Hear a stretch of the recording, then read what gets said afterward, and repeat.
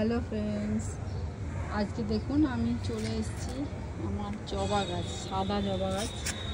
এই যে একটা জবা গাছে কতগুলো ফুল ফুটেছে, আর এই জবা গাছে এই রোগটাও হয়েছে। তো অনেকেরই এই রোগটা হচ্ছে, আমি তো আজকে খেয়াল করলাম। তো আমি এটার জন্য একটা ব্যবহার করি একটা জিনিস, সেটা আপনাদের বলবো। পুরো আগে গাছে ফুলগুলো দেখিয়ে দিই, তারপরে এই ছোট্ট দেখুন টবে গাছটা লাগানো আছে। গাছটা অনেক পুরনো গাছ।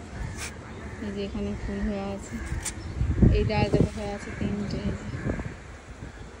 দুটো, এখানে অনেকগুলো কুড়ি হয়েছে। আর এইখানে একটা ডালে এই যে 1 2 3 তিনটে ফুল ফুটে আছে।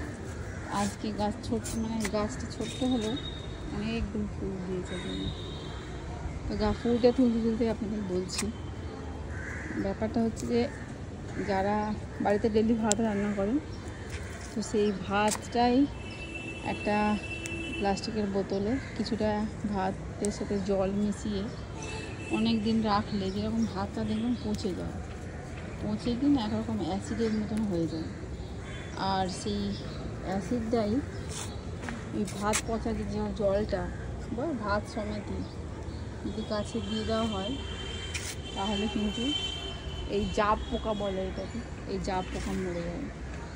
তাছাড়া আরেকটা করা যায়, শ্যাম্পু যেটা আমরা মাথায় দিই চুল ধোয়ার জন্য, সেই শ্যাম্পুটাকে যদি আমরা ওই একটু হলুদ, শ্যাম্পুর মধ্যে একটু হলুদ মিশিয়ে যদি দিয়ে তারপর যদি গাছে স্প্রে করে দিই বা বেশ ভালো করে মাখিয়ে দিই, তাহলেও কিন্তু ওই জাপ পোকা নষ্ট হয়ে যায়। তো আমার বাগানের অবস্থা এখন খুব খারাপ, কেন কি ওই বাড়িতে রং হওয়ার জন্য অনেক গাছ এদিক ওদিক টানাটানি করাতে। আর এই দেখুন আজকে ক্যাপসিকাম হয়েছে দেখুন আমার গাছে, আরও 2-3টে ধরেছিল, তুলে নিয়েছি। নতুন ফুলও আসছে, আশা করি আবার ধরবে।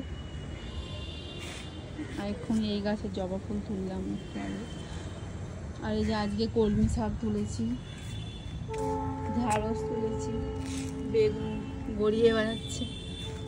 আর একটা বেগুন কোথায় রাখলাম, এখন খুব একটা বাড়ছে না। এই যে এইখান থেকে কলমি শাক তুললাম। আর দেখাই যেটা আজকে আমার এই যে আপডেট, আঙুর ধরেছে গাছে।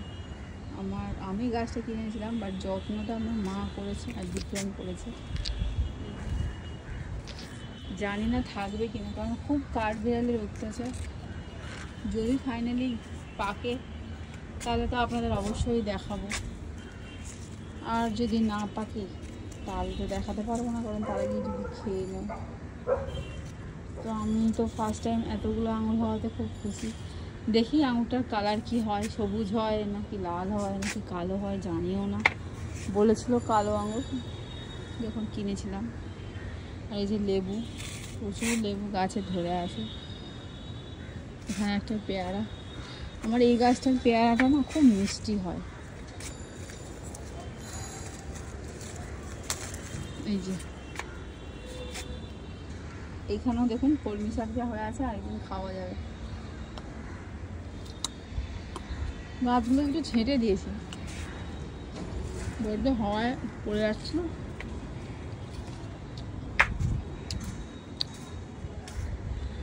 Okay friends, tata.